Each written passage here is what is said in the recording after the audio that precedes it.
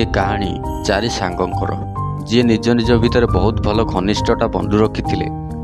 ସେମାନେ ବହୁତ ଖୁସିରେ କଲେଜରେ ପାଠ ପଢ଼ନ୍ତି, ଏକା ସାଙ୍ଗରେ ପାଠ ପଢ଼ନ୍ତି। ଏକ୍ଜାମର ଆନାଉନ୍ସମେଣ୍ଟ ହେଲା, ସେ ଚାରିଜଣ ଯାକ ଶୁଣିପାରିଲେନି। ଯେତେବେଳେ ନ ଶୁଣିପାରିଲେ ସେ ଚାରିଜଣ ଯାକ କ୍ଲବରେ ଯାଇ ପାର୍ଟି କରିବାକୁ ଲାଗିଲେ। ତା ପରଦିନ ସକାଳେ ସେ ଉଠିଲେ, ଯେଉଁଦିନ ଏକ୍ଜାମ ହେବ। ସକାଳୁ ଆସି କଲେଜରେ ପହଞ୍ଚନ୍ତି, ଦେଖନ୍ତି ତ କଲେଜରେ ଏକ୍ଜାମ ସରିଗଲାଣି।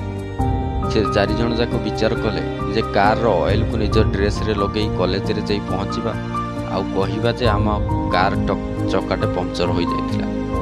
ସେ ଚାରିଜଣ ଯାକ ସେଇଆ କଲେ, ଯାଇ କଲେଜରେ ପହଞ୍ଚିଲେ। ପ୍ରିନ୍ସିପାଲଙ୍କ ଆଗରେ କହିଲେ ଯେ ଆମେ ଆସିବା ରାସ୍ତାରେ ଆମ କାରର ଚକାଟି ପଙ୍କଚର ହୋଇଗଲା, ଯେଉଁ ଫଳରେ ଆମେ ଆସିପାରିଲୁ।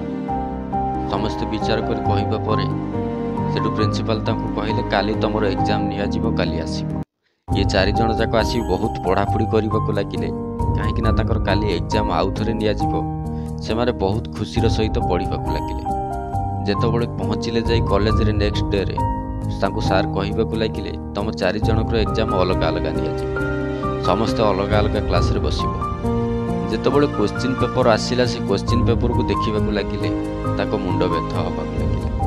କାହିଁକିନା କୋଶ୍ଚିନ୍ ପେପରରେ ଗୋଟିଏ କୋଶ୍ଚିନ୍ ଥିଲା ଯେ କାରର କେଉଁ ଚକାଟି ପଙ୍କଚର ହୋଇଥିଲା।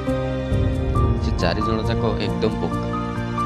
ଏଥିରୁ ଆମକୁ ଗୋଟିଏ ଶିକ୍ଷା ମିଳୁଛି ଯେ ଲାଇଫରେ କେବେ କାହାକୁ ମିଛ କଥା କହିବନି, କାହିଁକିନା ସେଇ ମିଛ ରିପ୍ଲେସ୍ କରି ଆପଣଙ୍କ ଉପରକୁ ରିଟର୍ନ ଆସିପାରେ। ସବୁବେଳେ ପାଇଁ ମନେ ରଖିଥାନ୍ତୁ, ସତ କହି ସଫଳତା ଜିତିବା ସବୁଠାରୁ ବଡ଼ କଥା ହୋଇଥାଏ।